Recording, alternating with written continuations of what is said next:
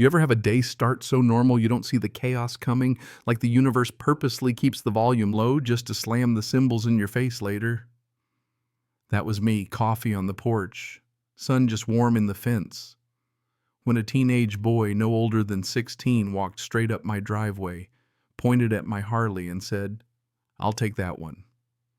I chuckled, then realized he wasn't joking because his face didn't move an inch, and he followed it with, "Mom said you'd give it to me. She talked to the HOA. Yeah, that happened. I set the mug down, slow the way you do when a stray dog shows its teeth, and asked him to run that by me again. And that's when I saw her. Karen, the queen of the cul-de-sac, arms folded like she bought the air. We breathed sunglasses, reflecting my bike like it was already parked in her garage.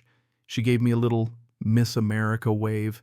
"You must be confused," I told the kid, and he huffed and nodded toward his mother as if she was the Supreme Court.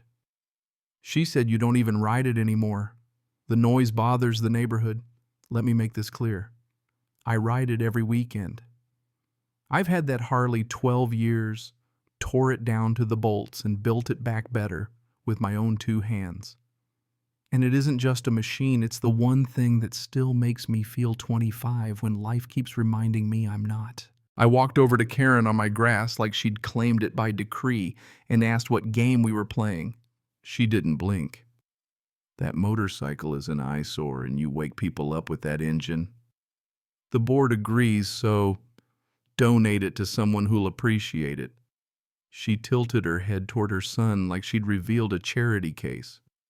"He turns 17 next month. It'd be perfect." I laughed out loud. Couldn't help it, told her she'd lost her mind, and that was when the smile fell off her face and the threat slid out flat as a blade. "If you won't be neighborly, I'll escalate this." I didn't understand what escalate meant in HOA speak. Turns out it translates to police lights in your driveway, while the neighbors pretend not to stare from behind their blinds. The next Saturday, I'd just come back from an hour on the back roads, sun on my shoulders, air clean as a Promise V-twin, humming like it had a soul. And I'd barely flipped my visor up when 2 cruisers wheeled in like I'd knocked off a bank. "Sir, step away from the motorcycle," one of the officers called, not aggressive but ready, and I'm thinking, you've got to be kidding me. "We got a report of stolen property, minor child, the alleged owner," he said, flipping open a notebook, and I looked past him, and there she was. Again, Karen already crossing the street with her boy in tow, pointing like she'd tracked a fugitive across state lines. I kept my voice level, told the officers I had the title and registration inside, asked if I could go get them. "We'll retrieve them," the other said. Which, okay, fine, no reason to make this worse. So I pointed out the drawer in the entryway, and while they went in, Karen leaned in close enough for me to smell her expensive citrus something perfume and whispered, "You could have done the right thing." You know, I wanted to tell her the right thing doesn't mean surrendering your property to an entitled stranger, but I kept my jaw locked and watched the officers come back with my papers. It's his one said tired, already clean title, been in his name for years. The kid's mouth fell open. Karen blinked twice like she'd stepped in a puddle and discovered it was a well. You'd think that would be the end. Officers apologized for the inconvenience, told me to have a good day, rolled out. But people like her don't lose. Not in their heads. So 3 days later, I found a letter taped to my door like a ransom note, notice of violation, community disruption, failure to comply with courtesy standards. Word salad, heavy on nuisance and hostile attitude, with a side charge of false verbal agreement to transfer property to a minor. That last one made me laugh right up until it didn't, because it isn't funny when someone tries to weaponize paperwork to pry something out of your hands. So I made a call. Wasn't to the HOA, wasn't to Karen, it was to Mark, a guy I knew from the veterans group who worked over at the state attorney's office. We weren't drinking buddies, but we'd done enough flag foldings together for him to pick up on the first ring. I told him everything start to finish, from the kid trying to claim my Harley like it was a cupcake at a bake sale, to the bogus police call, to the HOA letter. Mark got quiet in that way you can hear him thinking. "She's trying to use the HOA to force a private transfer," he said finally. "That's not just harassment, that's flirting with civil coercion. Write a statement, save every scrap, and bring it to me."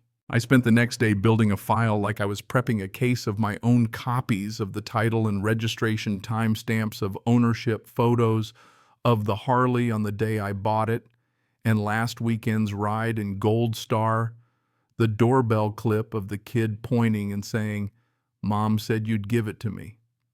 While I was printing, I got a knock from an unexpected ally, Tom Avery, the quiet guy 2 doors down who grills in cargo shorts year-round. He said, "Hope I'm not stepping on toes, but I think you'll want this," and handed me a thumb drive. Dash cam footage from his truck the day the cops came. A clear shot of Karen waving them over from the curb before they even hit the lights, and audio of her telling her son, clear as church bells, "Don't say anything unless they ask you." You know what I mean? Sometimes the cavalry shows up in flip-flops. I walked that folder into the state attorney's office like I was setting a heavy box on a scale, and the receptionist actually raised her eyebrows at the thickness. A couple days later, Mark called back and said, "Heads up, she filed a complaint here too. Claimed you made false promises. We're reviewing both sides. Odds are this goes to mediation, but you're not the one under the microscope anymore." I hung up and exhaled for the first time in a week. The HOA meeting was that Thursday, the community center smelling like old coffee and carpet cleaner, those plastic chairs that squeak when you breathe. I showed up early, pressed shirt folder under my arm, and a calm I had to borrow from my better self. Karen was already there, holding court, 2 board members orbiting her. Her son sunk in a chair with his arms crossed, the pose of someone who thinks the world owes him 2 wheels and a chrome tank. She saw me and smirked. "Oh, you decided to show." "Wouldn't miss it," I said, and took a seat. Bill, the HOA president, a soft-spoken guy with wire-rimmed glasses who always looks like he'd rather be anywhere else, called the meeting to order and asked for new business. Karen's hand shot up before his sentence ended. She stood, smoothed her blouse like she was about to deliver a TED Talk, and announced she was requesting action against me for failure to fulfill a verbal commitment, intentional community disturbance, and inappropriate conduct. She tossed in a concern about my mental state, which got her some side-eye from the back row. When she finally ran out of steam, Bill turned to me and said, "Mr. Owens." I didn't raise my voice. I laid the folder on the table, opened it like a dealer fanning cards, and said, "First, no promise was made. Here's the doorbell footage where your complainant's son says, 'Mom said you'd give it to me.' Second, here's my title and registration. And here's the police report that closed the matter on the spot. Third, here's a letter I delivered to the state attorney's office with supplemental evidence." I slid the dash cam stills across and watched Bill's eyebrows climb. One of the board members leaned over and whispered something that looked a lot like, "Oh boy." The room went church quiet. Karen tried to speak, and Bill, to his credit, raised a hand. "We will need to review this," he said, voice steadier than I'd heard it. "At first glance, it appears the complaint process may have been misused." She sputtered something about noise, about culture, about neighborhood standards, but the wind had died and the sails were flapping. You'd think that would be it, but 3 days later, a letter showed up from a law firm, cease and desist, accusing me of emotionally misleading a minor and causing distress to mother and child. It demanded I either surrender the motorcycle as restitution or face civil action. It had a real signature. That part made my stomach go cold for about 5 minutes. Then the heat came back and I called Mark. He skimmed it and chuckled. "She's bluffing, and she just opened herself to liability by doubling down after the board got the full picture." We drafted a response, a brick wrapped in velvet, point-by-point rebuttal, with exhibits plus a counter-notice warning we'd pursue harassment if this circus kept rolling. I sent it through a vet buddy who practices law, nice touch of letterhead, and then Silence. No late-night knocks, no smug waves, no taped notes. Just a long, slow hiss of air leaving a balloon. The neighborhood, though, wide awake. People I'd barely spoken to started stopping by with their own stories. Paint colors, lawn lengths, a service dog. Someone said. She'd too aggressively a widow who got a citation for wind chimes, for heaven's sake. By the next meeting, a petition landed on the table with signatures stacked like poker chips. More than half the homes calling to remove Karen from the board for misuse of authority and harassment. She didn't show, and Bill read a short statement about protecting process integrity and called the vote. It wasn't close. The motion carried, the gavel tapped, and just like that, the person who thought she could confiscate my bike with community theater and paperwork had to pack up her power. A week later, I rolled the Harley out from under the old oak, the leaves flickering light on chrome, like the world was clapping slow. I thumbed the starter, felt that familiar vibration settle into my bones, and idled down the street. Tom Avery gave me a two-finger salute from his driveway. Bill lifted a hand, small smile like a guy who finally slept a full night. Even the kid, hands jammed in his hoodie, looked at the pavement when I passed, and for the first time seemed like what he really wanted wasn't a motorcycle. It was permission to grow up without someone telling him the world is supposed to hand him things. I took the long way out, let the road unwind, let the engine talk. And when I came back, the sun had slid low and the air smelled like cut grass and somebody's barbecue.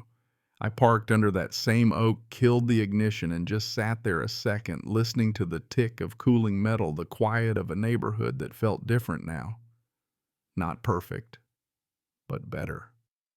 Here's the truth. You stand your ground not to be stubborn, but to remind yourself you still recognize your own name when someone tries to write it for you. You know what I mean? So that's how I kept my Harley, and by accident helped pry a little petty tyranny out of a place I still call home.